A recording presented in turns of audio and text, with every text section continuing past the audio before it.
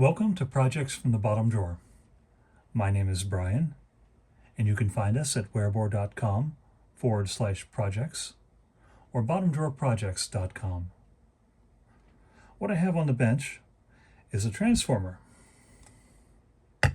As you can probably clearly see, this transformer was removed from equipment, specifically a device just like the one behind it, except a little older. That's an EICO 249 VTVM, or vacuum tube voltmeter.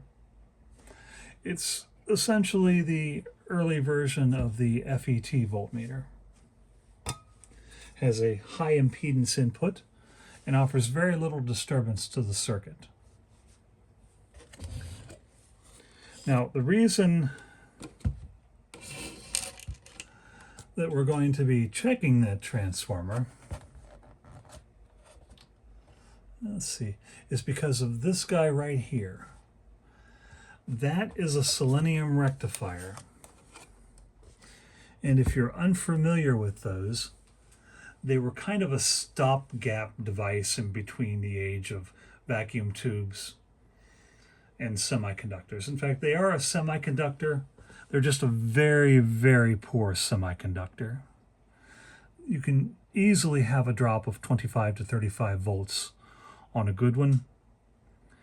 And as they age, the internal resistance of the device tends to increase and creep up, so you drop more voltage across them. More voltage means more heat. More heat means the device is running obviously hotter. And as it gets hotter, it risks failure until you get to a point where it just goes pop. And then you have a room full of poisonous smoke that smells like rotten eggs. So the purpose of the exercise that I'm going to do, and as soon as I can set that up, is to hook up enough load on this transformer so that I can see how much the voltage drops on it.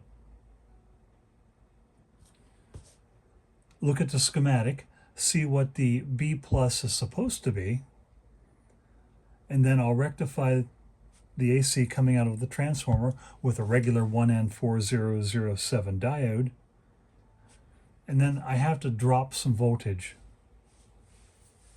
before it gets into the circuit. Otherwise, you don't have that 25 to 30 volts drop of the selenium there anymore, and all of a sudden your B plus is 30 volts higher.